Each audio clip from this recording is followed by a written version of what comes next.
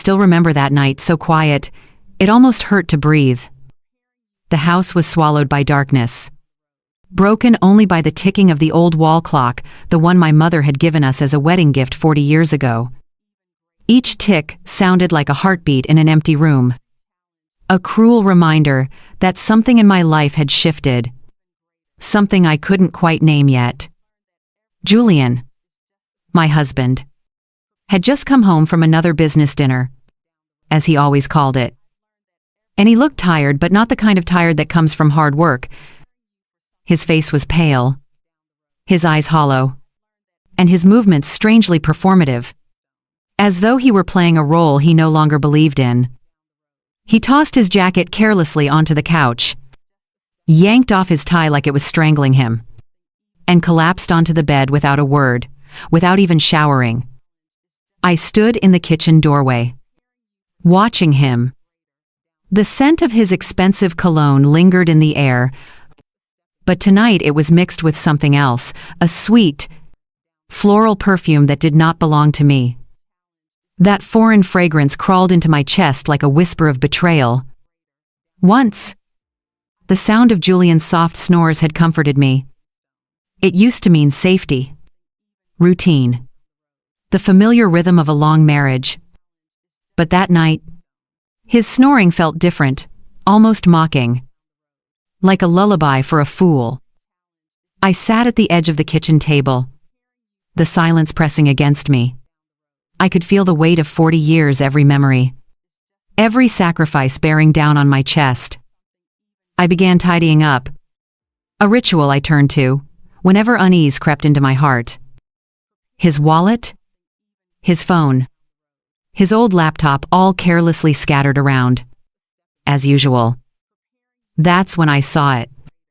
His phone screen was glowing faintly. A new email.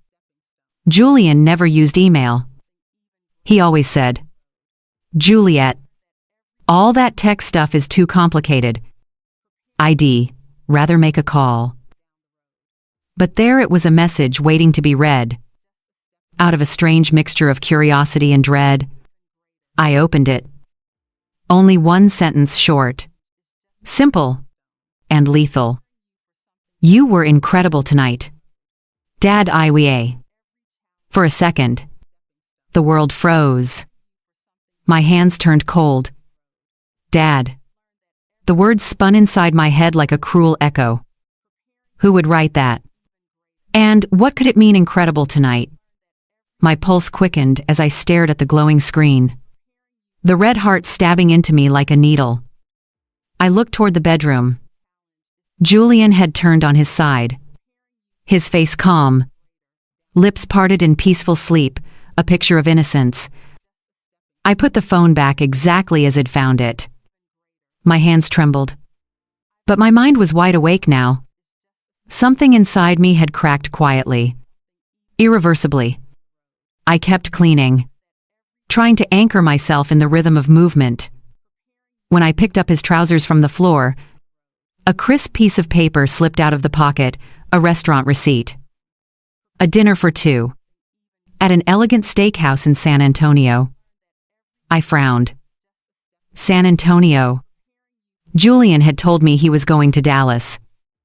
A small, bitter laugh escaped my lips. Another lie. One of many. Delivered with that same calm tone he used for everything. The receipt detailed a bottle of Cabernet Sauvignon, the exact wine he had bought for our 10th wedding anniversary. I could still remember that night. The candlelight, his proud smile, the way he toasted to my new bakery and to our future together. Now, that memory felt like a photo left too long and the sun faded. Hollow. And false. I picked up my phone and took a picture of the receipt. Then, of the email. My hands shook as I pressed the shutter. 40 years of trust, reduced to a handful of cold evidence. That old, unshakable intuition, every wife develops the one that comes from decades of shared life, whispered to me. Something's wrong. I didn't want to believe it. But the seed of doubt had been planted. and it was already growing roots. I walked into the garage, guided by a strange calm. Julian's SUV was still warm. The air smelled of gasoline and that same sweet perfume again. Thicker here. As if the scent itself were taunting me. I turned on the flashlight on my phone. Checking the seats, the floor, the glove compartment. At first, I saw nothing, just some loose coins. A crumpled map. An empty bottle of water. But when I reached into the glove box, my fingers brushed against something slick and plastic. I pulled it out. And then silence. A half-used tube of personal lubricant. The cap smeared with residue. For a long moment, I couldn't breathe. I just stared at it, unable to process what my eyes were seeing. Julian and I hadn't been intimate for years. He always said he was tired. That age had dulled his desire. So who or what was this for? The answer came like a whisper from the dark. Not you. I put it back exactly where it had been. Careful not to disturb anything. My hands felt filthy, as if the betrayal had seeped through my skin. I wiped them over and over with a napkin, scrubbing until they burned. Under the back seat, I found more, a few crumpled napkins, soaked with that same perfume. It was a scent that screamed defiance. A scent that did not belong in my home. I took photos of everything. The tube. The napkins. Every piece of proof. Each click of the camera sounded like a nail in the coffin of my marriage. Back inside, I sat down at the kitchen table again. My body trembled. But my face was calm. I knew what this meant, what it all had to mean. But still, a small, foolish part of me prayed there was another explanation. There wasn't. I glanced at the clock. It was past midnight.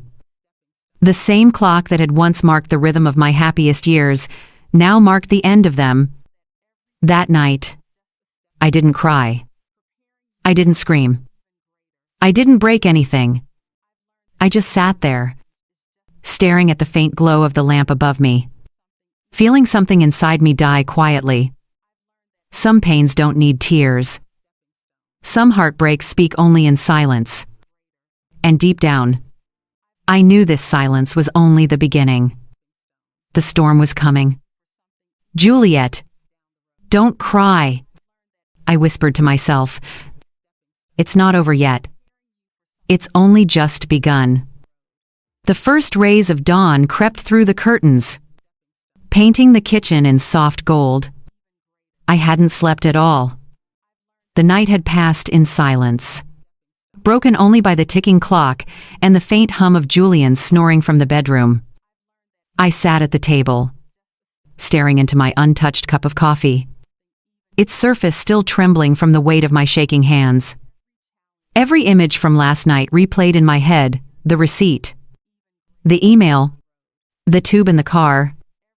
They circled me like ghosts, whispering the same truth I didn't want to face. When Julian finally came downstairs, he looked refreshed, as if the night had washed away every trace of guilt. He poured himself coffee, the familiar sound of the spoon clinking against the cup, echoing through the room like a taunt. "Big day," he said casually, loosening his collar. "I have a meeting that might run late." I nodded. Of course. My voice sounded steady, but inside, a storm raged. He didn't look me in the eye. That used to mean something to me now. It only confirmed what I already knew. The man I'd trusted with my whole life couldn't even meet my gaze. He left soon after, closing the door behind him. I stood there in the empty kitchen, the sound of his car fading into the distance, and felt the strangest thing, not sadness, not even anger. It was clarity. If I wanted the truth, I'd have to find it myself. I grabbed my phone and called an old friend, Mrs. Miller. She had been with me since the early days of the bakery. A strong woman with a sharp mind and a kindness that didn't fade with age. She answered on the third ring. Juliet. Her voice was gentle. It's been so long. What's wrong? I hesitated, ashamed to say the words aloud. Mrs. Miller, I need a favor. Do you still have the number of that private investigator you mentioned once? A pause. Then a deep sigh. Oh, Juliet, has something happened? I just need to know. I whispered. Please. She didn't ask anything more. She simply said, "I'll send you his contact." An hour later, a message appeared on my phone. Thomas Rivera, Discreet Investigations. Ease reliable. Be careful. Juliet. I took a deep breath and texted him. Within minutes, he replied, asking me to meet him at noon in a small cafe downtown. The cafe was quiet, the kind of place where the air smelled of roasted beans and whispered secrets. I chose a corner seat, away from the windows. The sun shone through the glass, catching the dust in golden specks that danced in the light. Beautiful, fragile, temporary. When Thomas arrived, he didn't look like the kind of man who made a living uncovering lies. He was in his 50s. Short, sturdy, with calm eyes that seemed to see straight through people. Mrs. Roberts, he asked politely. Yes? My voice barely came out. May I? He gestured to the chair across from me. I nodded and handed him a small flash drive. Everything's in there. Photos, emails, receipts. He took it silently, inserted it into his phone, and began scrolling. His expression didn't change. But I could tell, had seen this kind of story too many times before. I see, he said quietly. Do you suspect your husband is having an affair? The question stung. Even though it was obvious. I don't want to believe it, I said softly, my eyes fixed on the steam rising from my untouched coffee. But I can't ignore what I've seen. Thomas nodded, scribbling something in a small notebook. I'll start following him this afternoon. I'll be discreet. You'll know soon enough. Thank you, I whispered. He gave a reassuring smile. I don't do anything that might make him suspicious. Leave that to me. As I left the Broad Cafe, the bell above the door chimed softly. The sound felt like an omen, something fragile breaking. That evening, I sat alone in the bakery, surrounded by the warm scent of bread and sugar, trying to drown my thoughts in work. But no amount of kneading dough could still the tremor in my hands. The phone vibrated on the counter. My heart skipped. It was Thomas. I followed your husband tonight. Sending you something now. A photo came through. I opened it. Julian in his light blue shirt was walking into a restaurant, holding hands with a woman. My breath caught in my throat. I zoomed in. The woman's face came into focus. It was Allison, my daughter-in-law. For a moment, everything inside me went still, as if the world had stopped spinning. My vision blurred. The walls seemed to close in around me. Allison, my son Daniel's wife. The girl I had welcomed into our family, taught to bake our family's flan recipe, called my daughter. I stared at the photo, unable to look away. Julian and Allison sat together in a dim corner of the restaurant, a bottle of wine between them, candles flickering like little flames of deceit. She leaned toward him, smiling, that same smile she once used when helping me decorate cakes. He raised his glass, eyes soft, tender, an expression I hadn't seen on his face in years. The pain was indescribable. It wasn't just betrayal, it was desecration. The destruction of everything sacred. Thomas sent another photo, them walking out of the restaurant hand in hand. Julian opened the car door for her. His gesture was gentle, familiar, intimate. I couldn't breathe. I felt like I was drowning in my own heartbeat. I turned off the phone, pressing it against my chest. For a long time, I sat in the bakery's stillness, surrounded by the smell of rising dough, a smell that once meant comfort, now suffocating. How could they? How could the man I loved and the woman I treated like my own daughter betray not only me, but Daniel, our son? A single tear slid down my cheek. Then another, but I quickly wiped them away. Crying wouldn't fix anything. Later that night, I wrote in my notebook, not out of grief, but out of clarity.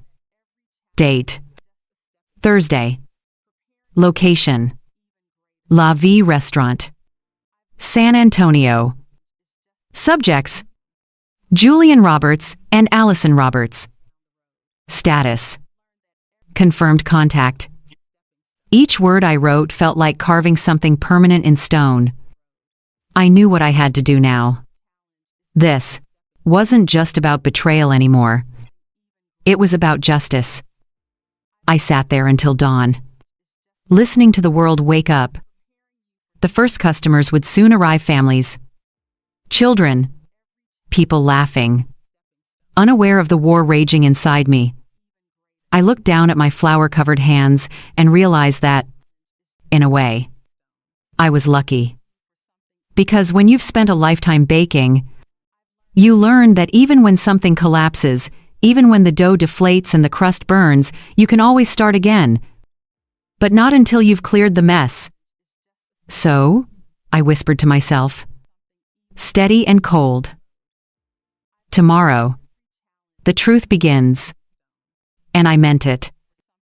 The morning after I received the photos, I went to the bakery as usual.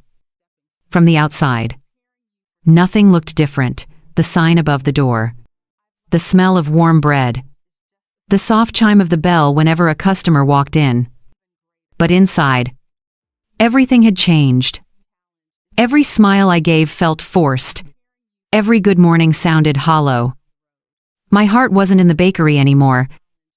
It was trapped, somewhere between disbelief and despair, stuck in that photo of Julian and Allison holding hands under the dim restaurant light.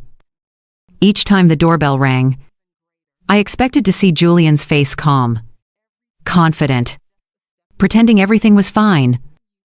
But instead, it was Mrs. Peterson, one of my oldest customers, stepping in with her usual warmth. "Juliet, dear, these croissants smell heavenly," she said, her eyes bright. "You must have been up all night again." I forced a smile. Yes, Mrs. Peterson couldn't sleep much. If only she knew how true that was. When she left, I locked the front door and leaned against the counter. The walls felt smaller, as though my life was closing in on me. I pulled out my phone. There was another message from Thomas. "Mrs. Roberts, I followed them again this morning. Sending you what I found." A series of photos loaded slowly one after another until I could barely breathe. Julian and Allison again. This time in daylight. They were leaving a law office downtown. She wore a beige dress, sunglasses covering most of her face. But I knew that figure, that posture. My own daughter-in-law, hiding in plain sight. In the next photo, they were standing in front of a glass building, a hotel. The name glistened on a gold sign above the doors. They weren't touching, but their bodies leaned toward each other in a way that only lovers do. My vision blurred. I blinked. Hard.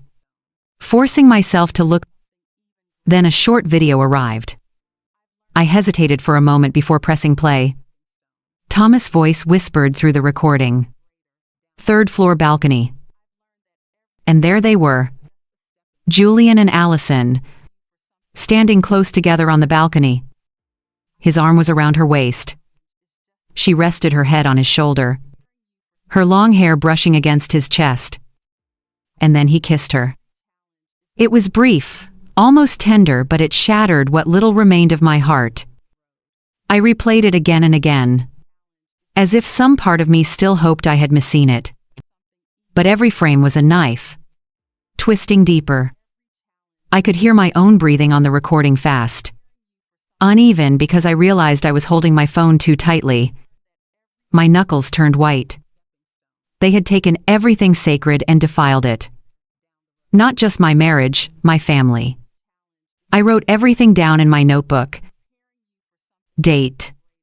Friday. Time. 3:24 p.m. Location. Grand Central Hotel. Subjects. Julian and Allison. Evidence. Photo plus video confirmation. The calmness of those notes terrified me. I wasn't screaming. I wasn't crying. I was documenting like a detective. The irony was painful. I had spent 40 years building a life of love and trust, and now I was the one investigating it like a stranger's crime. That night, I sat in the bakery's small office, surrounded by the smell of dough and vanilla. I opened my laptop and saved all the photos and videos Thomas had sent. I backed them up to a flash drive, 2 copies, just in case. Each click of the mouse echoed through the silent room. When the last file finished saving, I whispered to myself, "Now, Julian, let's see what else you're hiding." The next morning, Julian came downstairs earlier than usual. His shirt was neatly pressed, his hair combed, his smile perfectly rehearsed. "Morning, honey," he said, sipping his coffee. "Ill, be working late again. Big client in town." I looked at him over the rim of my cup. "Oh, in town. Or in San Antonio again." His hand froze mid-air for just a second, a flicker. Almost imperceptible, then he chuckled. "Why would I go to San Antonio? That's 2 hours away." I smiled faintly. "Just wondering." He kissed the top of my head before leaving, and the touch made my skin crawl. The moment the door shut, I felt my breath escape in one long exhale. Every word he spoke was a lie, layered upon another. A web so thick that even he might have started believing it himself. Later that day, Thomas called.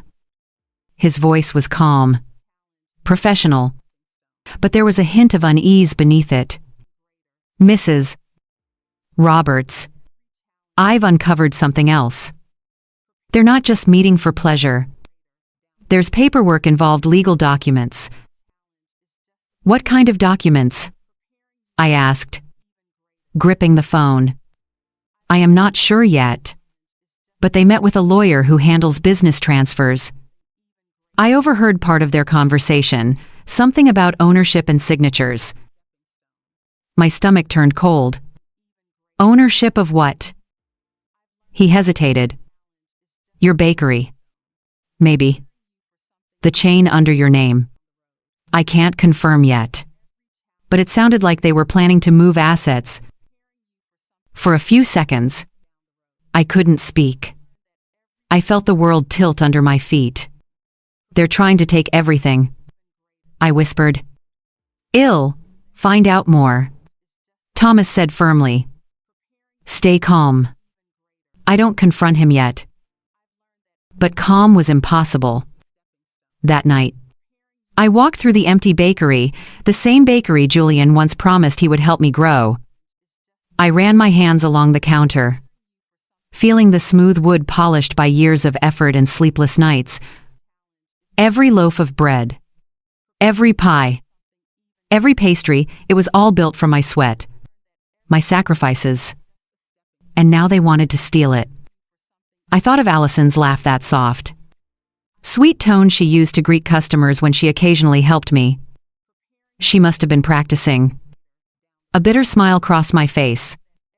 "You learned well, my dear," I whispered into the darkness. "But you underestimated the woman who taught you." The next morning, Thomas sent another message, photos taken from a telephoto lens. Julian and Allison were sitting inside his SUV, parked in a quiet alley. A stack of papers was spread across the dashboard.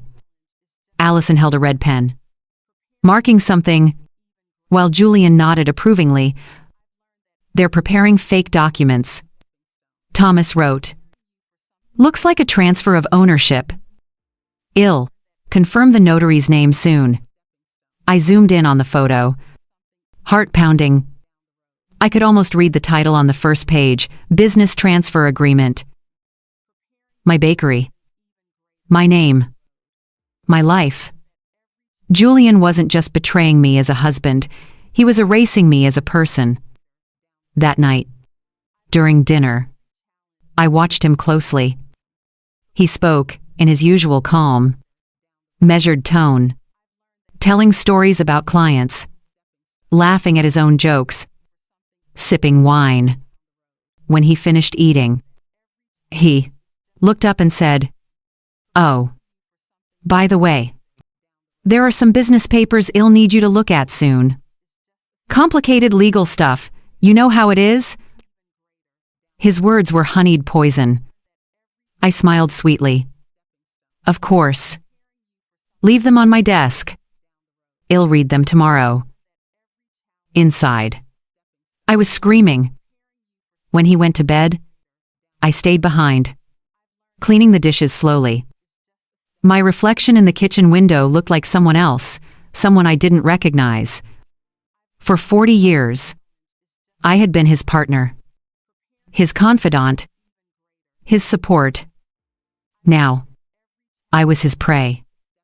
But what Julian didn't know, what Allison didn't see, was that I had already begun spinning my own web. A quieter, deadlier one. That night, I couldn't sleep.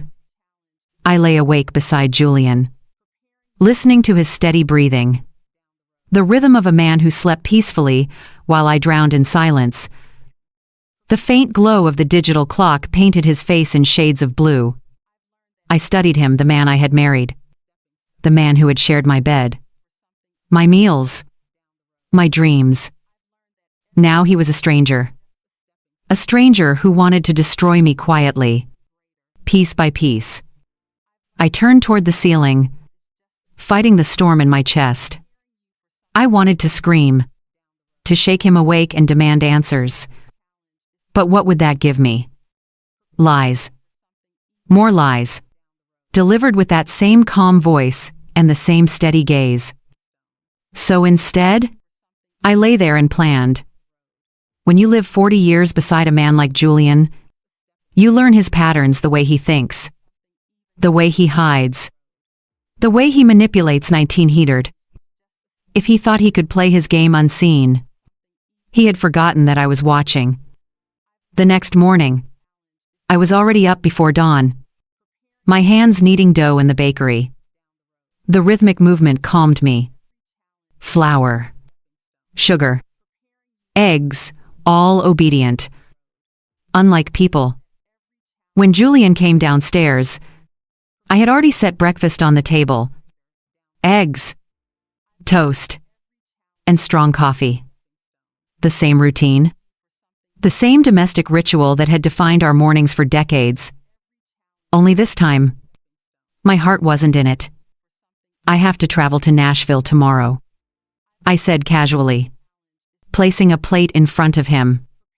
A potential new client for the bakery. "Ill, Probably get home late. Julian looked up from his cup, mildly surprised. Nashville. Yes, I said, stirring my coffee slowly. A big hotel wants to sign a deal with us. He hesitated, then smiled, that smooth, confident smile that once melted me. That's wonderful, honey. Don't worry about dinner. I'll handle things here. But I caught the flicker in his eyes, not worry, but relief. That was the moment I knew he was planning something. My absence was his opportunity. I nodded, pretending to be pleased. Thank you, darling. I'll call you if I return late. As he left for work, I noticed his phone light up on the counter. A missed call flashed across the screen. The name was shortened A. Thomas. My stomach twisted. I knew that name now by heart. Allison. Before I could reach for the phone, Julian hurried back inside, snatched it, and turned it off. I forgot my phone, he said lightly, his smile too quick. Then he left again, his footsteps echoing down the hallway like a countdown. That evening, I worked in the bakery until late, pretending everything was normal. But my mind was elsewhere, assembling each piece of evidence like ingredients for a recipe. By the time I returned home, I had made my decision. If Julian and Allison wanted to play with deceit, I would give them a stage they'd never forget. At 10:00 p.m., I pretended to be tired. I have to wake up early tomorrow to catch the bus, I told him softly. So I'll go to bed. He nodded, barely looking at me. Of course. Rest. Juliet, you've been working too hard. His words dripped with false concern. I lay in bed, eyes closed, my breathing slow and steady. I waited. Minutes passed. Then, as expected, Julian's phone screen glowed faintly in the dark. He got up quietly, thinking I was asleep. I followed him silently, barefoot, hiding behind the living room curtain. He stood near the window, whispering into the phone. His voice was low, but I caught enough. Yes. She's leaving tomorrow. No hotel this time. You can come here. Well, have the whole house to ourselves.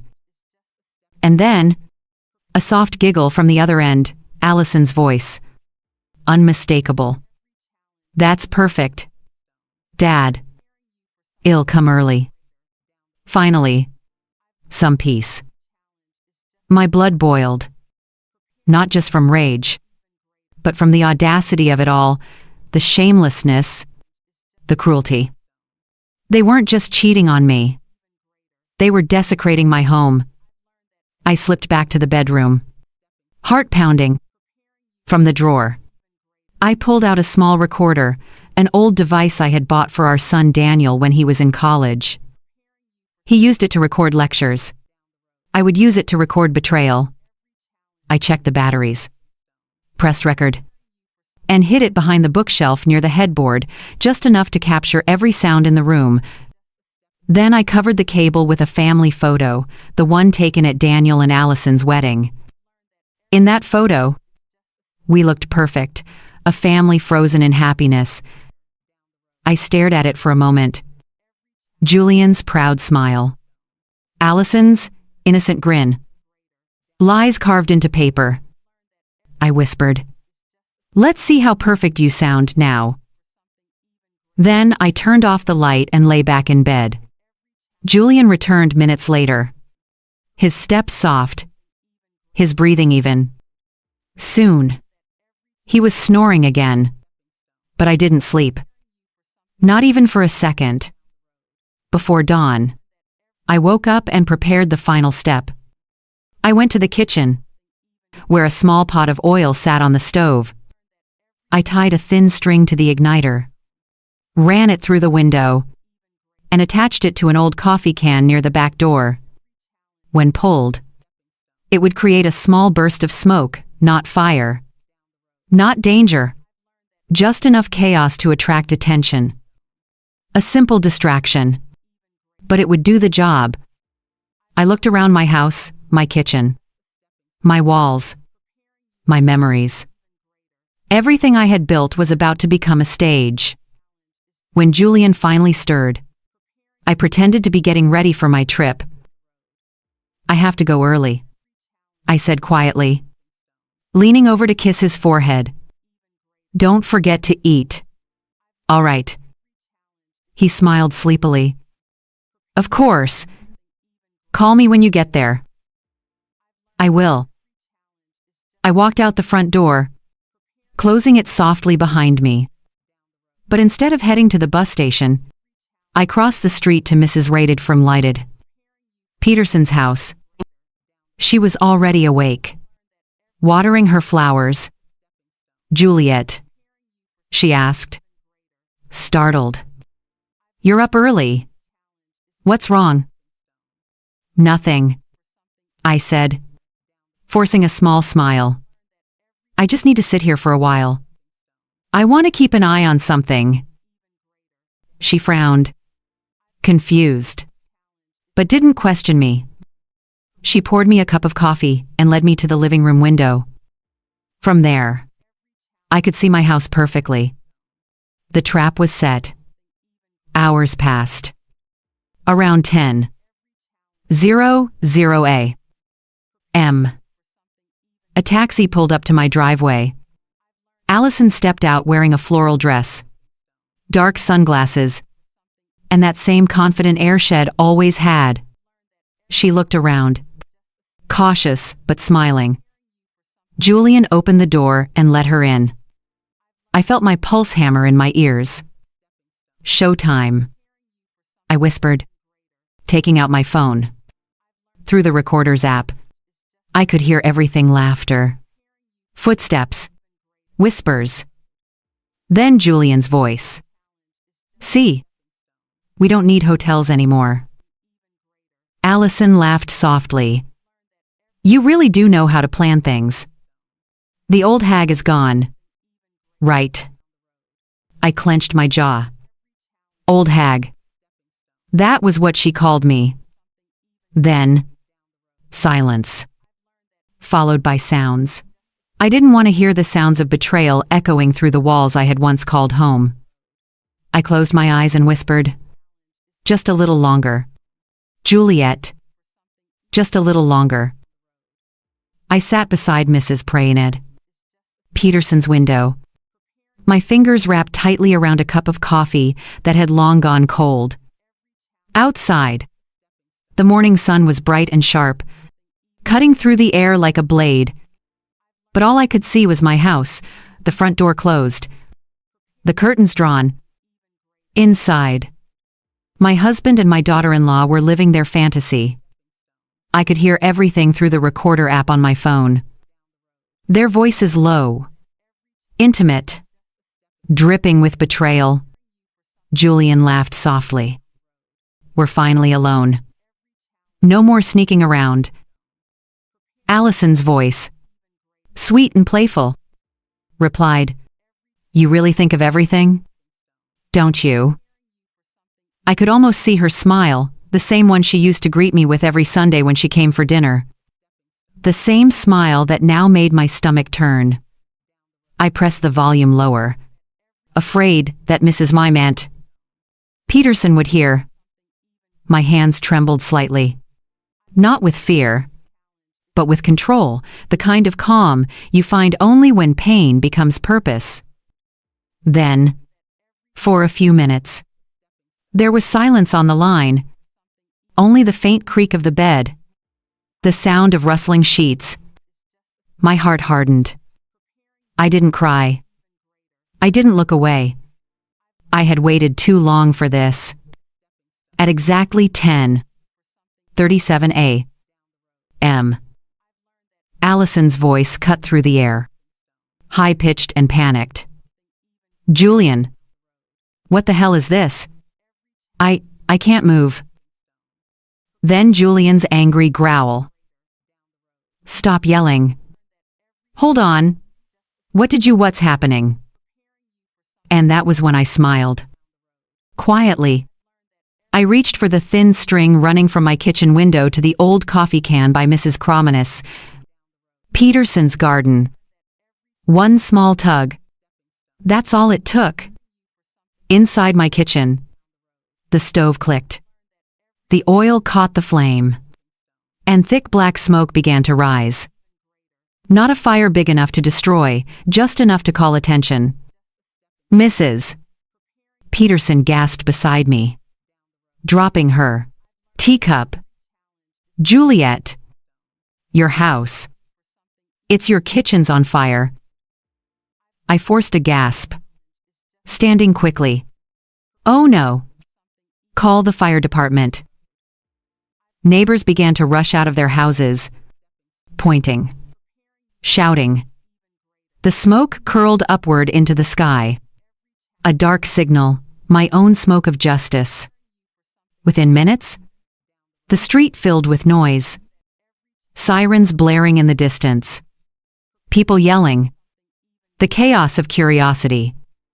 I stayed perfectly still by the window, watching everything unfold. Through my phone, Allison's voice grew desperate. "Julian, do something. We're stuck. It's burning." "Shut up," he barked, his voice trembling. "Don't move. Damn it. Don't." I turned the volume down again, smiling faintly. My revenge was unfolding exactly as planned. The fire truck arrived fast, the red and silver flashing like thunder on wheels. And when I saw who jumped out of the driver's seat, my heart stopped for just a moment.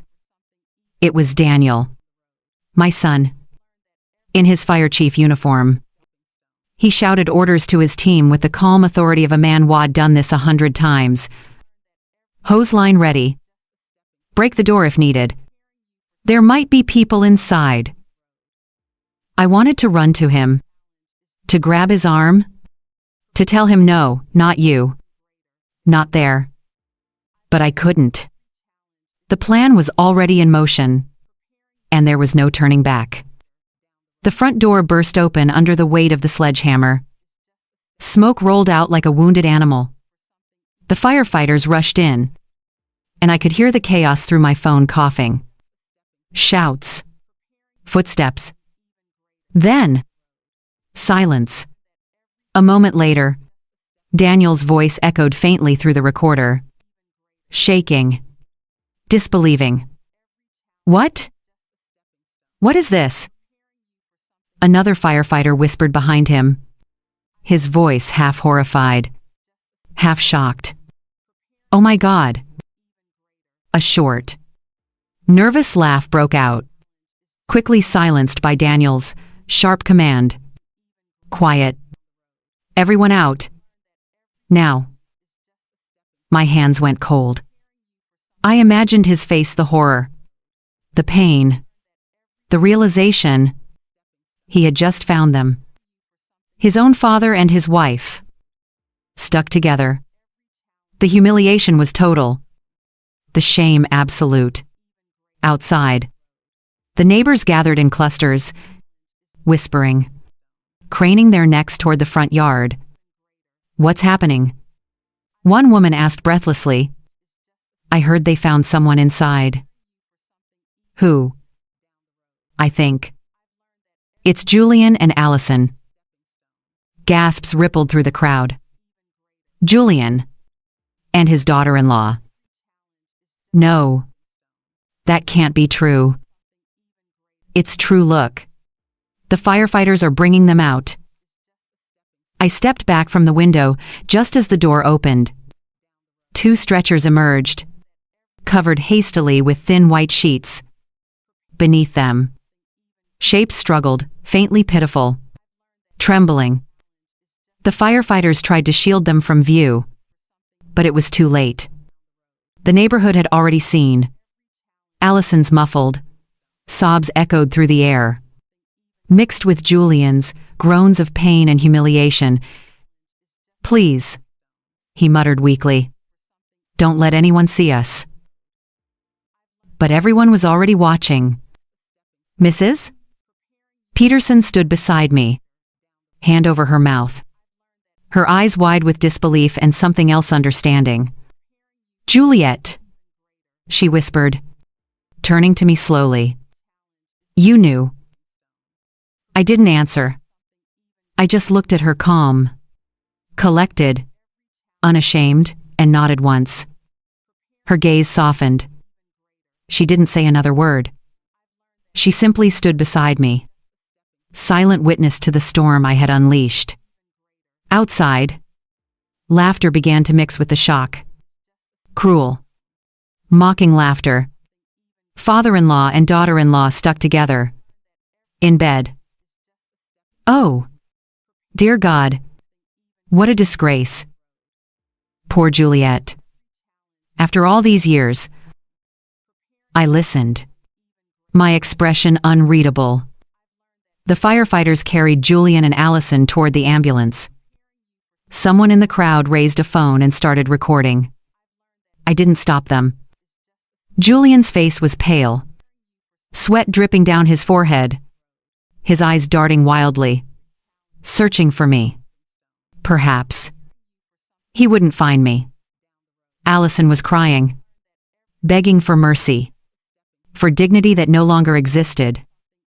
As they were loaded into the ambulance, Daniel stood in the doorway, frozen. His helmet hung loosely in his hand.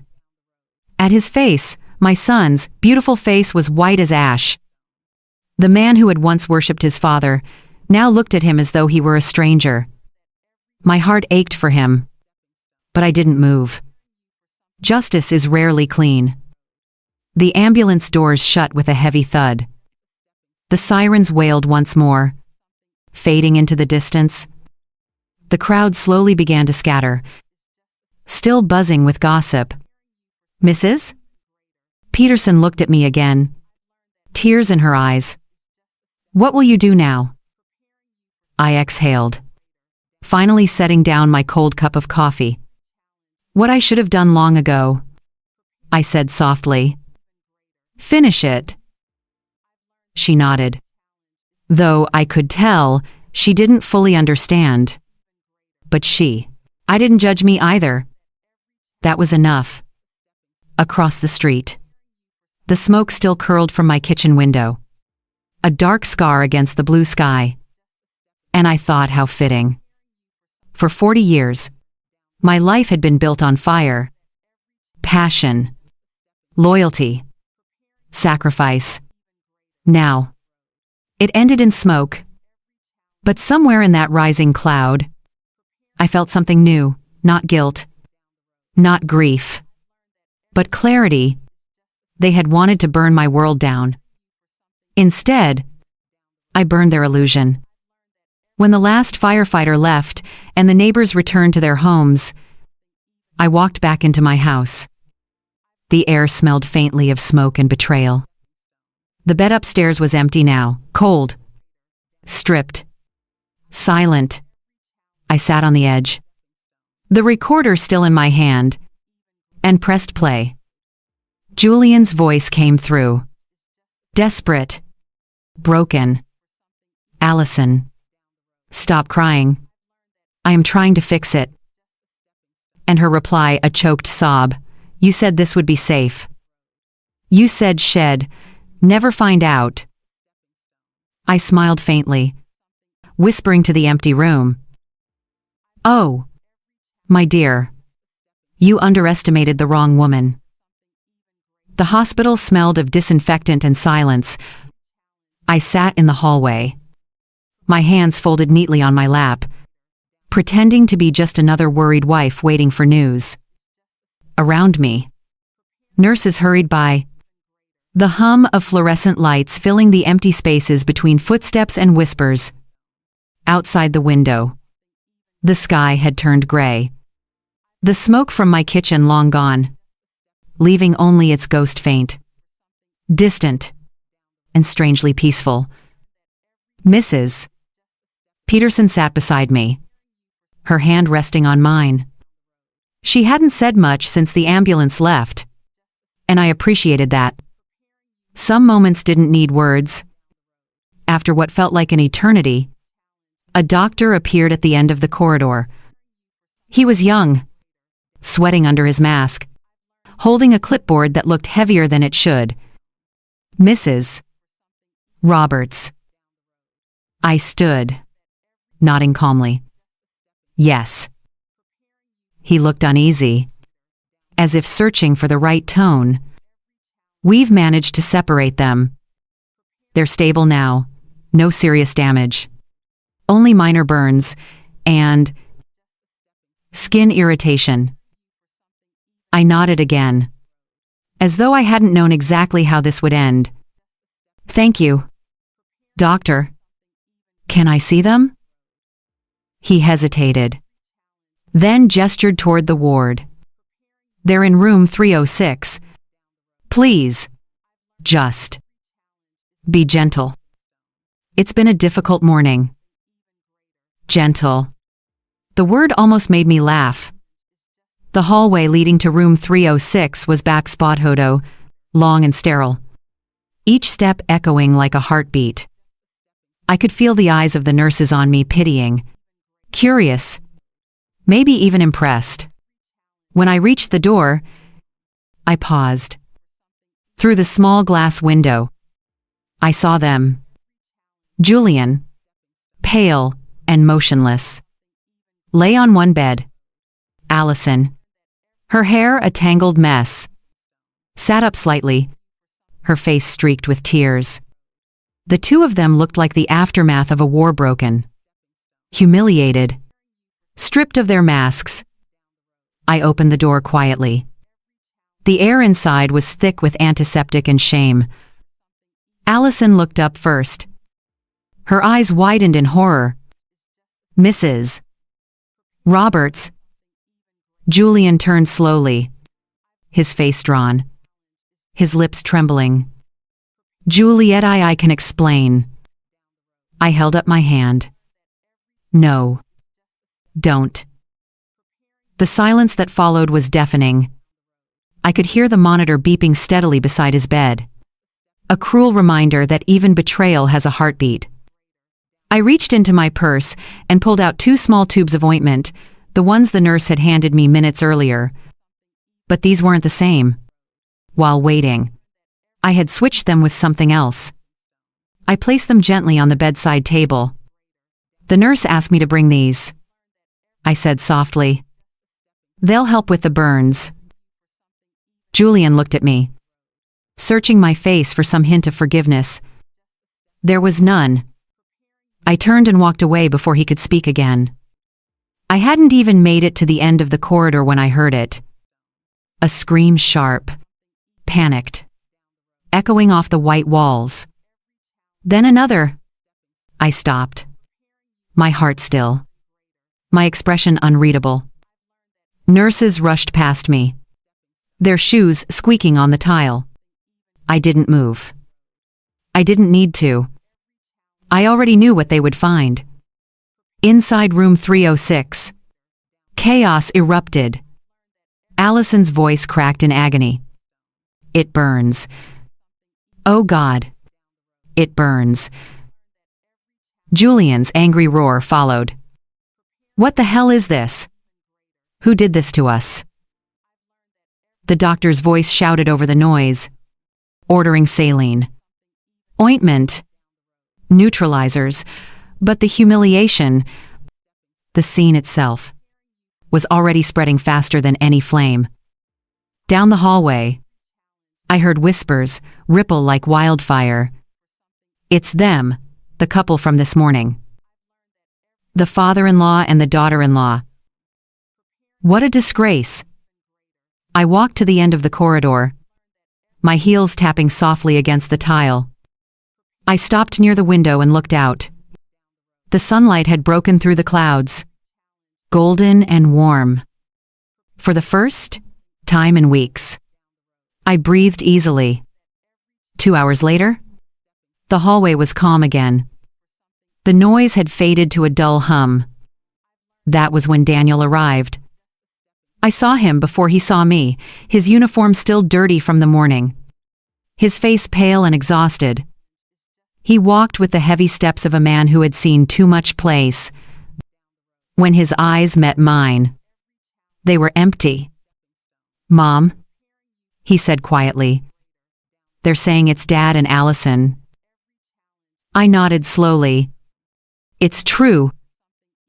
He looked away, jaw clenched, struggling to hold himself together. How could they do this?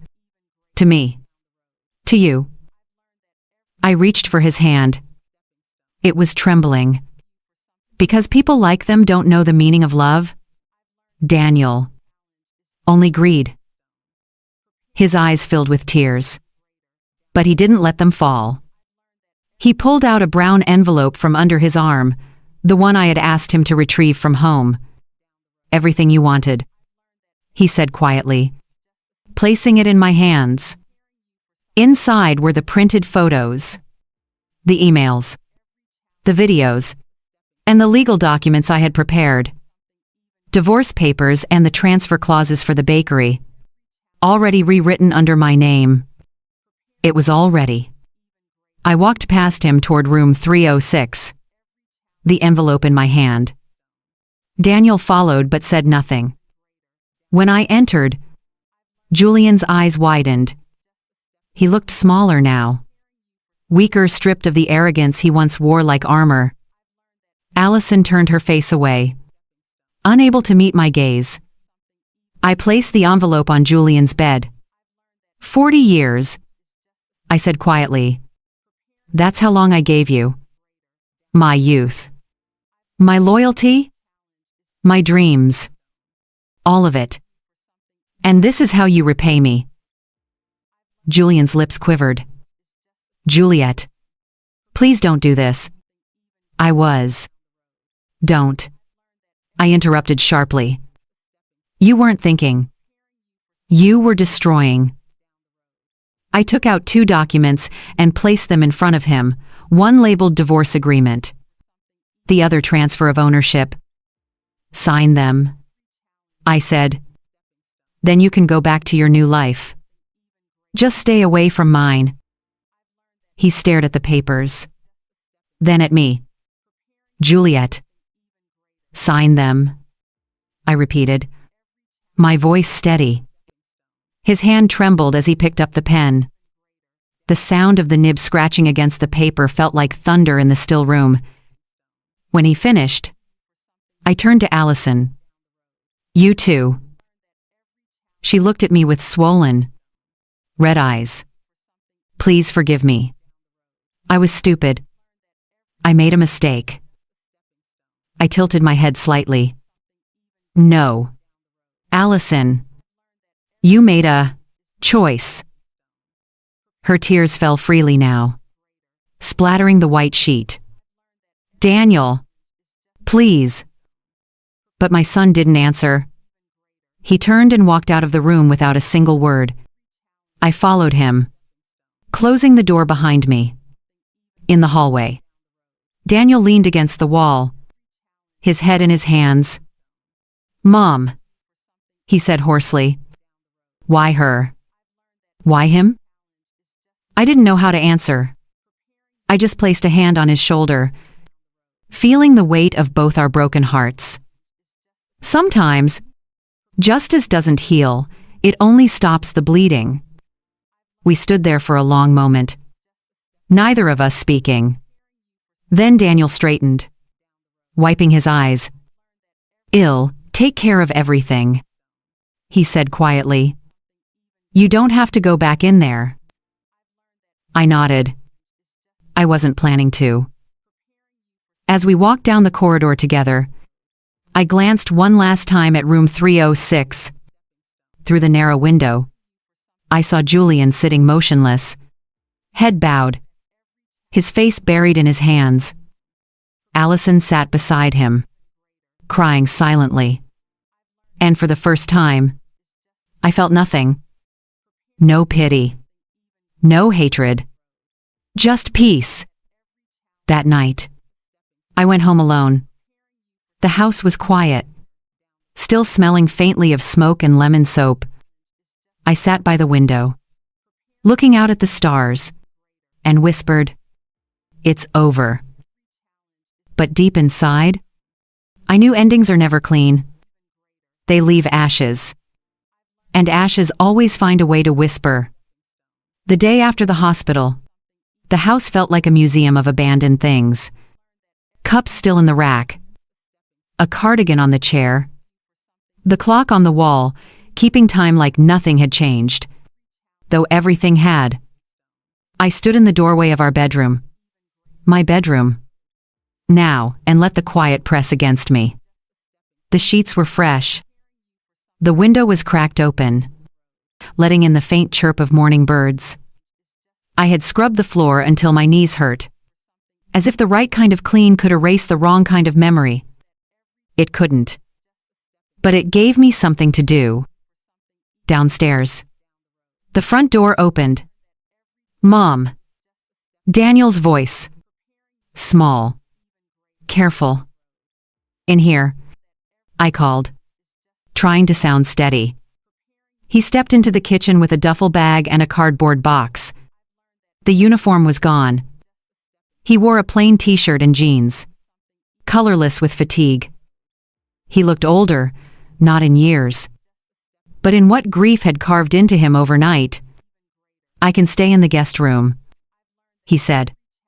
Not a question. A decision. "Yes," I answered. "For as long as you want." He nodded and set the bag down. For a long moment, we just stood there. Two people learning how to breathe in a new world neither of us had asked for. "I went by the apartment," he said finally.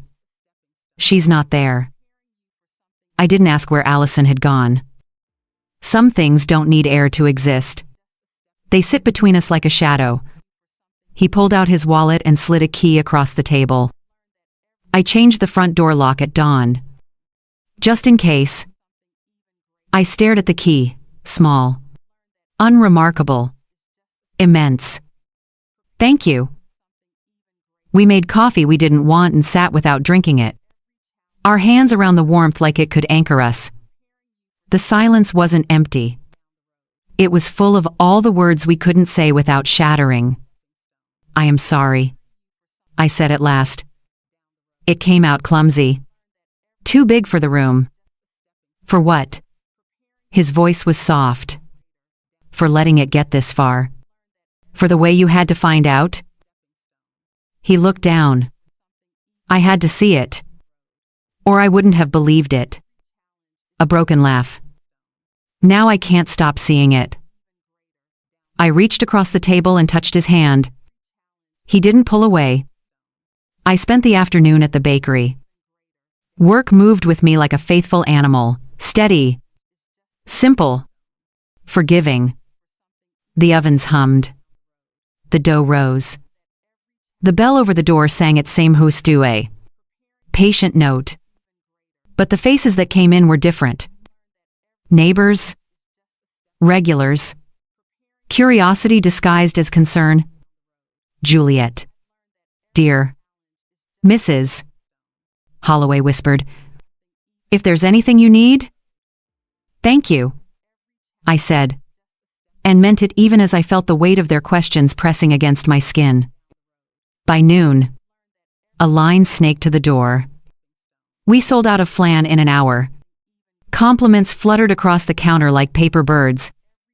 "You're strong. We're proud. You didn't deserve this." I smiled. Nodded. Boxed pastries. Rang totals. Strength is sometimes just the ability to do the next small thing. When the rush eased, Thomas called. "I have names," he said. The lawyer they met. The notary they were trying to use. The words were clean and sharp. A scalpel, not a bat. And I spoke to the notary's assistant. Discreetly. A file was opened. But nothing executed. Your quick move the locks. The hospital. The papers likely froze them in place. A breath I didn't know. I'd been holding uncoiled in my chest. Good. I'll file an affidavit summarizing the surveillance. In case they try. Again. Do it. I said. Steady. And send me your invoice in full. He paused. Juliet, you don't have to be generous. I am not. I replied. I am thorough. When I hung up, I stared at the employee of the month photo from years ago, Julian and me. Flour on our sleeves, laughing about a mixer that broke mid-shift. I didn't take it down. Not yet. Grief is a timeline with no etiquette. You move through it like a house with the lights off. Memorizing furniture with your knees. Daniel came by the bakery near closing, helping me stack trays. Close the till. Mop. The ordinary work of ending a day. Mom, he said, wringing the mop head dry. Eyes on the floor. Did you ever suspect? Not until I did, I said. And once I did, I couldn't unknow it. He leaned on the handle. I keep asking myself what I missed. You didn't miss anything, I said. They hid. He swallowed. I married her. You loved her. I corrected. That's not a crime. He blinked hard, then nodded. I am filing for annulment or divorce, whatever the lawyer says makes sense. Good, I answered. Let me pay your retainer. He startled. No. Yes, I said gently. Let me take care of this one thing. We turned off the bakery lights. In the dark glass, our reflections stood side by side, a little bent, a little blurry. Still there. That night, I set 2 bowls on the kitchen table. Rice and a simple chicken stew. It was the kind of dinner that had gotten us through lean years and long nights. Halfway through, Daniel whispered. She called. I kept my spoon steady. What did you say? Nothing. I let it ring. Good. He set his spoon down. If she apologizes, what should I do? I thought of Allison's giggle on the recorder. Her perfume in Julian's car. The balcony kiss blurred by distance and certainty. You listen to yourself, I said. To what your body does when you hear her voice. If it curls to protect you? That's your answer? He nodded, then wiped his mouth with the back of his hand like he was 8 again. Home from soccer. Hungry and unguarded. My heart, traitorous and tender, ached. After dishes, I made flan. He watched as if the simple chemistry might offer a manual for the rest of our lives. Caramel is cruel, I said, swirling the pan. It looks patient, then burns without warning. And if it burns, you start again. He met my eyes. Every time. As many as it takes. The next morning, envelopes arrived like weather. A formal notice from my lawyer confirming the filed divorce. A quiet letter from the bank that soothed a fear I'd carried alone. My account secure. My signatures required. My bakery beyond reach. I pressed my thumb to the paper where my name appeared in hard ink. The smallest relief can feel like warm rain. Around noon, a teenager I didn't know came in for a box of pastries and whispered, not unkindly, "My mom says you're brave." I rang the sale and handed over the box. Tell your mom I am just busy, I said, and meant it. Work had rescued me from 1,000 slow drownings. It was rescuing me now. By afternoon, a rumor floated through like a leaf. A video of stretchers and sheets and ambulance doors was making the rounds. I didn't look. The internet is a mirror made of knives. You don't put your face in it when you're bleeding. Mrs. Peterson slipped my hand a note as she left with 2 flans. If you want me to take it down, I will. I wrote back on the receipt. Let it burn itself out. Evening. The guest room door was ajar. Daniel slept like soldiers do, shallow. Alert. Exhausted. I stood there a minute, listening to the proof of him. Breathing. Present. Mine. My phone lit up on the hall table. A message from an unknown number. Juliet. Please. Meet me. Just once. I need to explain. J. I stared at the single initial curdling at the end. Once, I would have flown to him with a bandage for every foolish cut. Now I saw the pattern. A man who mistook permission for love. Silence for consent. Proximity for forgiveness. I turned the phone face down and walked away. In the kitchen, I set out tomorrow's prep list. Deliveries. A menu note. A batch of almond custard a hotel wanted for a brunch. I added a line at the bottom. Buy new curtains. It felt like planting a flag on the small hill I now defended. Ordinary life. When I turned off the light, the clock ticked in the dark. I didn't hate its sound anymore. Time wasn't taunting me now. It was doing what it always did, moving on. On Sunday, I went to church. I sat in the back pew under the soft spill of stained glass and let the quiet do its slow work. I didn't pray for them. I prayed for us, for Daniel's sleep, for my hands to stay steady, for the bakery ovens to keep their stubborn promise. Heat. Rise. Finish. After the service, a woman I barely knew pressed a small card into my palm. You are not what they did to you. I kept the card in my apron pocket all day. Finger to ink. A private litany whenever the doorbell chimed. That night, Daniel stood at the sink rinsing plates. Do you think it will always hurt like this? No. I said. Honest. But it will always ache in bad weather. He smiled. Barely. What's the forecast? Changing. I said. Finally. He dried his hands and lingered. Unsure. Mom. Yes. Thank you for not letting them take everything. I thought of the flash drive. The affidavit. The signatures. The locks. The key on the table between us. They took what they could carry. I said. We kept what carries us. We turned off the lights. The house, wounded but standing, held our footsteps like a promise. By Monday morning, the city had already given us a name. Not me. Not Daniel, not even them. It was the incident. The kind people lowercase when they whisper and uppercase when they text. I opened the bakery at 6. The morning air was cool and clean.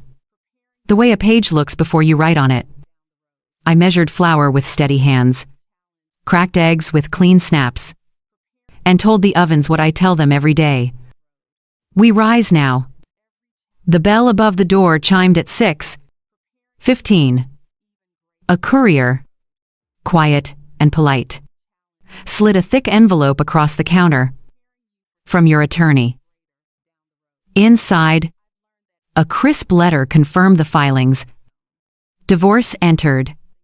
Temporary restraining order noted. Emergency clause securing the bakery's assets under my sole signature until final judgment. Names embossed in ink like anchors. My lawyer. The judge. The clerk. Names matter. They stop the wind from lying about what happened. I taped the letter inside the office cabinet where we keep spare ribbons and receipt rolls.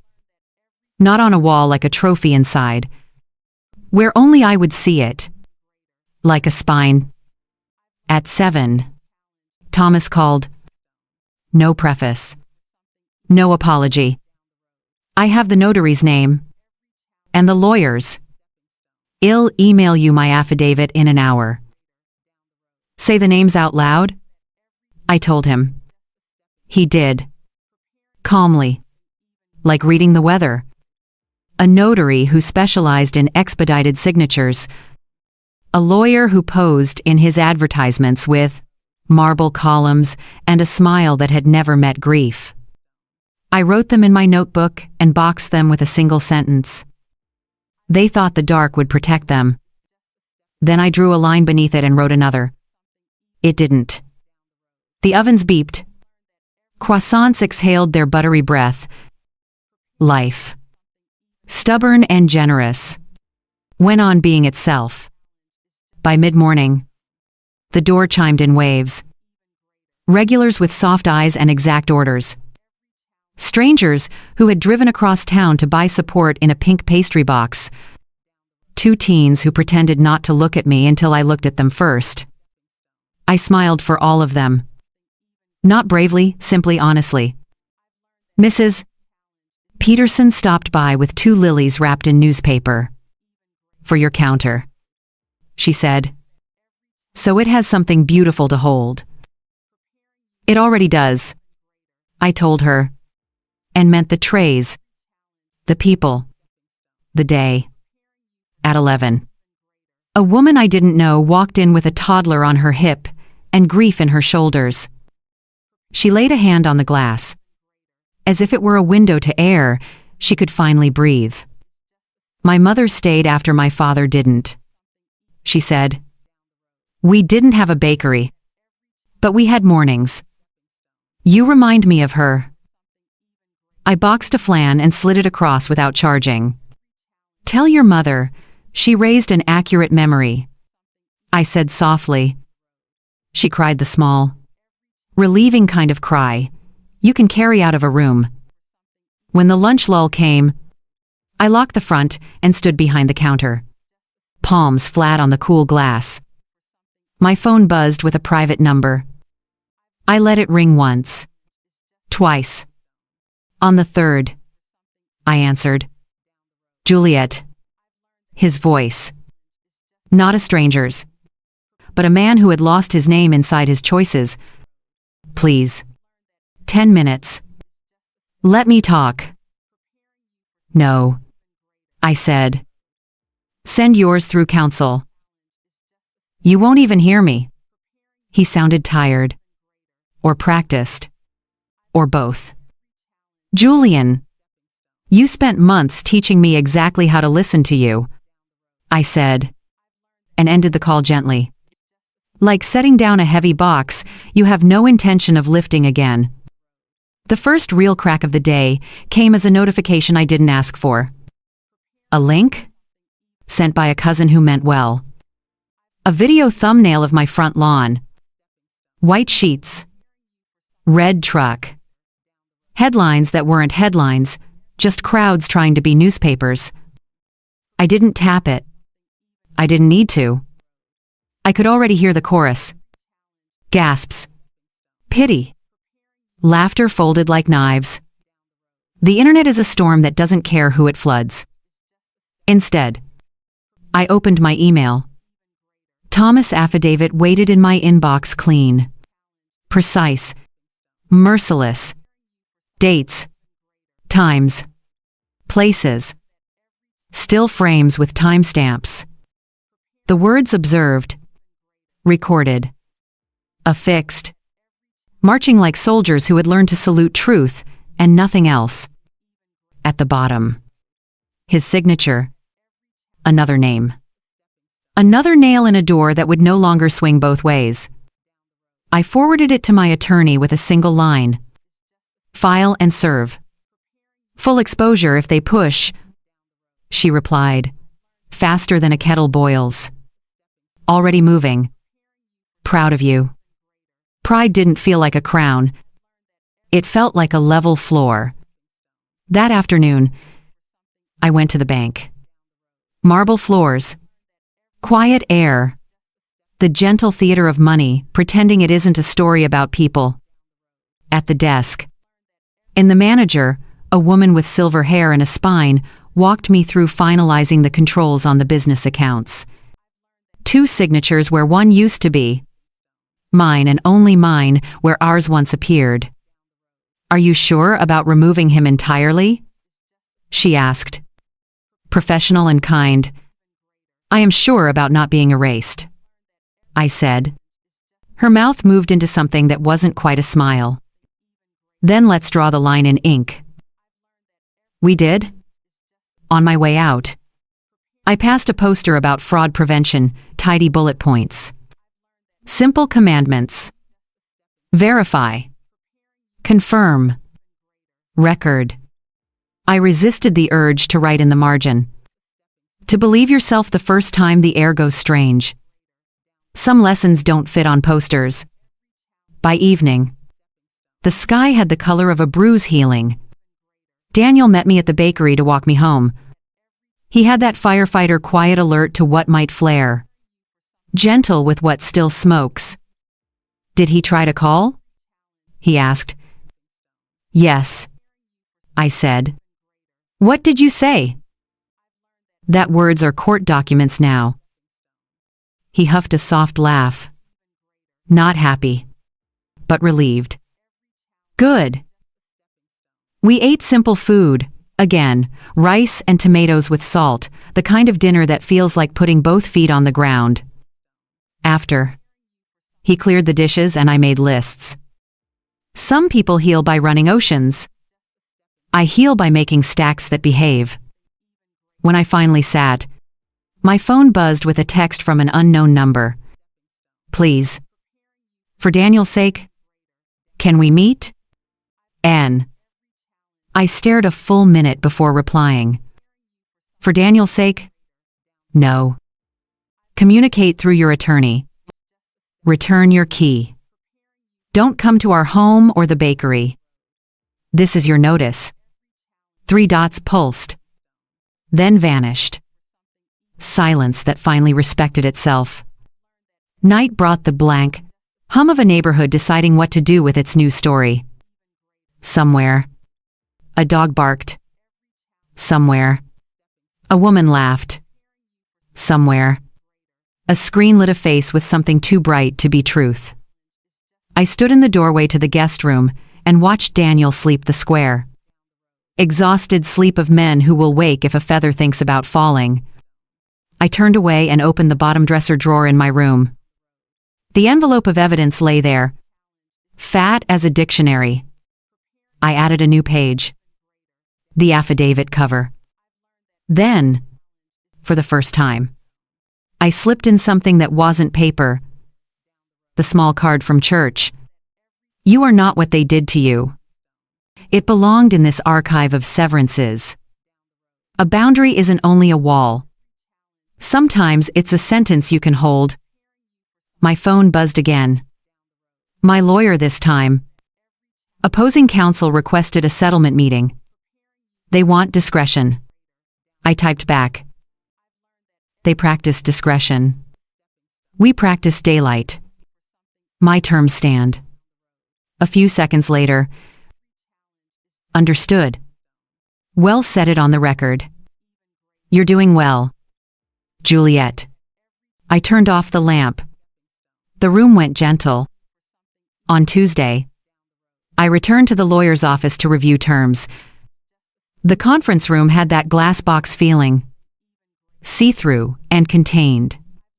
Across from us sat a man in a suit that had never been hungry. He didn't look at me much. When he did, I saw someone who had expected me to arrive, weeping. hands wringing the hem of my blouse into a confession. Instead, I placed the flash drive on the table like a candle you don't blow out. My conditions haven't changed, I said. He keeps his pension. I keep the house and the bakery. No contact. No claims. No narrative. No narrative. He echoed. Patronly. No stories in the paper. No stories online. No stories in the neighborhood from their lips. My lawyer translated. If they breach, we publish the affidavit, the exhibits, and the full accounting. His pen paused. He weighed something and found it not worth lifting. Well, advise our clients, he said. Which is law for you one. Names were read into the recorder. Dates agreed. The red light blinked like a horizon, making promises it could keep. When we stood, he extended a hand. I let it hang in the air until he retracted it. Not unkindness, accuracy. We shook when truth mattered. This wasn't one of those times. Walking home, I bought curtains. Not because the old ones were stained with smoke, I had already washed them, but because fabric has a way of deciding what a window admits. Slate, blue. With weight. Something that says, we choose the light that gets in. Back at the house, I ironed them at the kitchen table between invoices and a recipe card from my mother with a grease thumbprint in the corner. Daniel hung the rods. When the panels fell into place, the room changed temperature, the way your body does when a fever breaks. We sat in the quiet, the day descending around us like a soft coat. Do you think it's over? Daniel asked. Stories don't end, I said. They just stop taking the lead. He nodded. The kind of nod men give when they have lifted something heavy from the wrong end and found it still moves. I set tomorrow's dough to proof. Wiped the counter. Turned the sign on the door in my mind. Open. Then I wrote 3 names on a sticky note mine. My son's. The bakery's, and pressed it inside the cabinet with the letter. We keep what carries us. It was the morning of the settlement hearing, the day that would officially close 40 years of marriage, with a single signature. I woke up before dawn. The house was still. The kind of silence that felt earned. Not empty. Daniel was already up. Drinking coffee by the window. His uniform hung on the chair beside him. Clean and pressed. You don't have to come, I said softly. I know, he replied. But I will. There wasn't much else to say. Some moments outgrow words. I put on the navy blue dress I used to wear for bakery openings, not for him, not for nostalgia, but because it made me feel grounded. The fabric had flower stains at the hem that never quite came out. A reminder of the life ID built with my hands. Not his.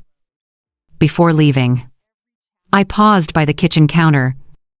The new curtains Daniel had hung framed the window in calm blue, and the morning light filtered through like a quiet blessing. I whispered to the house, to the years it had seen. To the ghosts it held were almost done. The courthouse smelled faintly of paper, polish, and nerves. Julian was already there. Seated at the far end of the long wooden table. His hair was grayer. His face thinner. But the arrogance was gone. He looked like a man stripped down to bone and regret. Allison wasn't with him. She wasn't required to be. For a moment, I simply looked at him. The years folded and unfolded, the laughter, the shared mornings, the Sunday drives, the first bakery we opened together, and then the lies. He looked up. Our eyes met for the first time since the hospital. Juliet, he began, his voice cracking. I just don't, I said quietly. We're here to sign, not to speak. He swallowed hard, then looked away. The judge entered, efficient and tired, like someone who'd seen every version of human failure before breakfast. Mr. and Mrs. Roberts, she said, flipping through the papers. All terms have been reviewed and mutually agreed upon. Mrs. Roberts retains full ownership of the bakery chain and residential property. Mr. Roberts forfeits all claims. Both parties waive alimony. Correct. Yes. Your Honor, I said. Julian hesitated. Then echoed, yes. Then let's finalize, she said. The clerk slid the documents toward us. The pen felt heavy in my hand, as though it knew what it was about to do. I signed my name in careful strokes, Juliet Ann Roberts. When I finished, I placed the pen down. Steady. Julian took longer. His hand trembled slightly as he signed beside mine. When the ink dried, a lifetime ended. The judge looked up briefly, her eyes kind but firm. Mrs. Roberts, I see here that you've also filed a confidentiality clause with exceptions tied to misconduct exposure. Do you wish to keep that? Yes, I said. Truth is public property. She nodded once, a flicker of admiration passing over her features. Then we're done. Her gavel struck lightly, almost mercifully. Outside the courtroom, the world looked brighter than it should have, cruelly ordinary. The street was loud with traffic. People crossing. Phones ringing. Children laughing somewhere in the distance. Life didn't pause to witness endings. Julian caught up to me at the courthouse steps. Juliet, he said, his voice trembling. Please just listen. 1 minute. I turned. Calm but cold. You had 40 years of minutes. He flinched, but pressed on. I never meant for it to go that far. Allison, she was your son's wife. I cut in. You didn't trip into her arms. Julian, you built the staircase. He fell silent. The color drained from his face. I loved you, he whispered. I know, I said. That's why it worked. Until it didn't. He opened his mouth again, but I was already walking away. The sound of my heels on the courthouse steps felt like punctuation, sharp, final, and entirely mine. Daniel was waiting by the car. When he saw me, he straightened, searching my face for something sadness. Maybe relief. Done? He asked. Done. He opened the passenger door for me like he used to when he was a teenager borrowing the car for the first time. Where to? Home, I said. Then, after a pause, no. The bakery first. He nodded. No questions asked. The bell above the bakery door sang as I entered. The scent of fresh pastries and coffee wrapped around me like a promise. The morning rush had just ended. And the shop was quiet except for the hum of the refrigerator and the soft jazz I always played at low volume. Mrs. 999. Peterson was there, sitting by the window with her book. She looked up and smiled. So, it's official. It's official, I said. She nodded, her eyes glistening. Good. Then you can start baking for yourself again. I chuckled softly. I suppose I can. Behind the counter, Daniel poured us both cups of coffee. For a while, none of us spoke. The silence wasn't heavy anymore. It was whole. Like a wound closed by its own will. I looked around the shop. The walls still held the same framed photos, the first bakery opening, Daniel cutting the ribbon, Julian smiling beside me. I thought about taking that photo down, but something stopped me. Maybe the past didn't need to be erased, only acknowledged and left in its place. I turned to Daniel. "Well, keep it up," I said. "Not for him. For the reminder." He smiled faintly. "A reminder of what?" "That nothing perfect ever is." Later that afternoon, I went into the back office to balance the books. When I opened the drawer to get my pen, a single folded note fell out. My heart paused when I recognized the handwriting mine. But from years ago, it was a note I had written to Julian the week we opened the bakery. "Well, build something sweet enough to outlast bitterness." For a moment, I couldn't breathe. Then I smiled, not bitterly, not sadly, just softly. Because, in a way, I had. The bakery still stood. The oven still warmed. My son still lived under my roof. His heart broken, but beating. And I was still here, alive, capable of kneading something into shape again. That evening, the sun bled gold across the windows. Daniel locked the door, flipped the sign to "closed," and turned to me. "What now?" he asked. "Now," I echoed. "Now we live. Quietly. Honestly. Maybe even happily." He nodded. Then, after a long pause, he added, "She left town. Allison. I heard from a friend at the station." "I figured," I said. "Some ghosts know when they've outstayed their welcome." He looked at me carefully. "Do you hate them?" I thought for a moment. No. Hate is too noisy. I've had enough noise. He smiled, tired, but real. We sat by the window, watching the last light fade. The street outside was alive with people heading home, unaware that, inside a small bakery, two people were learning what peace sounded like. When the final ray of sunlight disappeared, I whispered something only I could hear. Forgiveness isn't forgetting. It's remembering without bleeding. That night, when I climbed into bed, I didn't feel alone. Not because someone was beside me, but because I was finally with myself. The woman who survived. The woman who rebuilt.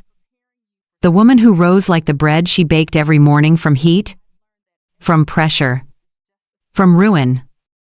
And for the first time in years, I slept deeply, dreamlessly, beautifully. The morning after the signing felt different. For the first time in years, I didn't wake to the sound of someone else's, needs no footsteps pacing. No murmured excuses about business trips. No clatter of a coffee cup left half-finished.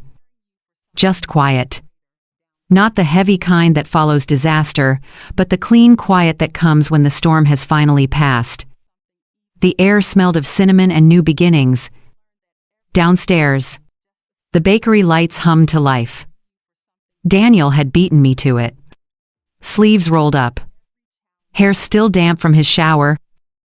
He was kneading dough with focus. His movements strong, and sure his father's hands in form. But not in spirit. "Morning," I said softly. He looked up and smiled. A real smile this time. Small. Tired. But alive. "Morning. Mom. Coffee's ready." I poured a cup, letting the steam rise between us like a small offering to normalcy. "How'd you sleep?" I asked. "Better," he said. You. Like the dead, I answered, half laughing. And I mean that in the nicest way. He chuckled, and for the first time in what felt like forever, the sound didn't ache. It healed. By 8. The bakery was full again, laughter. Chatter. The warm thrum of everyday life, returning to its rhythm. The neighborhood had started to move on. And so had I? People still whispered sometimes, but their whispers had softened, worn out by time. Mrs. Peterson came in for her usual order, 2 croissants, 1 plain flan, and a story. Juliet, she said, leaning on the counter. The news has finally stopped talking about, well, you know. Good, I said. Let them find someone else's tragedy to chew on. She smiled knowingly. You always were tougher than you looked. I had to be, I replied, sliding her pastries into a bag. When life gives you ashes, you bake with what's left. She laughed, then patted my hand. You're not just surviving, dear. You're living again. And maybe, for once, she was right. Later that afternoon, when the last customer left, Daniel sat on the counter, munching on a warm roll straight from the oven. Mom, he said between bites, I've been thinking. Dangerous habit, I teased. He grinned. About expanding. Maybe opening another branch closer to the station. The guys at work won't stop asking when you'll start delivering. I froze, mid-swipe with a towel. Expansion. Growth. Possibility. Words I hadn't dared to dream in months. Are you sure? I asked. That's a lot of work. He shrugged. I want to help. Not just because it's the family business, because it's ours now. Fresh start. Something inside me bloomed. Fragile but fierce. All right, I said. Let's do it. But this time, well, choose every brick, every tile, every smell. No partners. No shortcuts. He nodded firmly. Deal. We shook hands like business partners. And for the first time, the word family didn't feel like a wound. It felt like a foundation. That evening, after Daniel left for his shift, I stayed behind in the bakery. The ovens cooled. The lights dimmed. And the shadows grew long and soft. I sat by the window, watching the street lamps flicker on one by one. Across the street, I saw couples walking hand in hand, families carrying groceries, an old man feeding pigeons near the park bench. Ordinary life beautiful in its simplicity. I picked up my journal, in the same one where I had written down the first notes of suspicion months ago. The pages were full now of pain, of proof, of plans. But tonight, I opened to the very last page, and I wrote, sometimes justice isn't loud. It's a quiet morning when you realize you survived. Sometimes revenge isn't fire. It's peace. And sometimes love isn't found in another person. It's found in the part of yourself that refused to die. I closed the book, pressed my palm against its cover, and exhaled. The next day, the bakery hosted its first small event since the scandal, a local fundraiser for the fire department. Daniel's team showed up in full uniform, laughing, teasing, pretending they hadn't all witnessed the worst day of his life. Chief Roberts, one of them, called out, "You think your mom will hire us if we burn the bread on purpose?" Daniel rolled his eyes. She'd hire you to clean the ovens. Maybe. Laughter filled the room. Warm and human. I watched him move among them. Confident again. Steady again, my boy. Finding his way back to himself. When the fundraiser ended, the chief of the department, an old friend of Julian's, surprisingly gentle, came to shake my hand.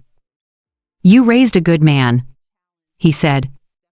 "That takes more strength than most people know." I smiled. I didn't raise him to be perfect. I raised him to stand back up. He nodded. "That's better." A few weeks later, I received a final email from my lawyer. Subject: Case closed. Inside: just 2 lines.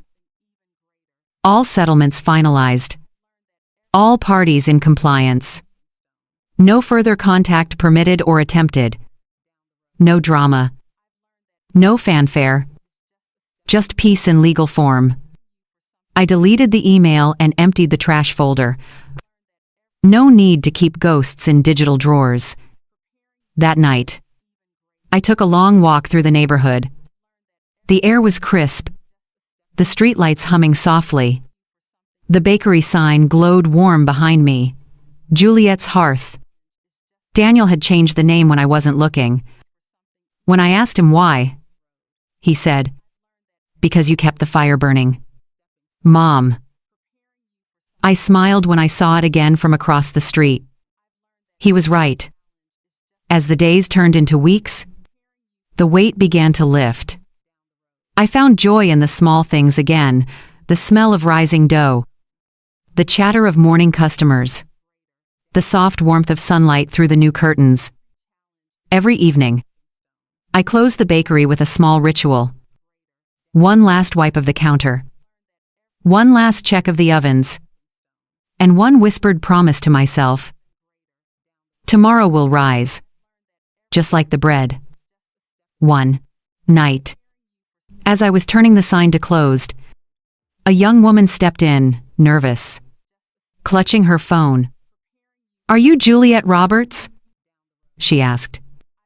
"Yes," I said. "Curious. I saw your story online," she said quickly.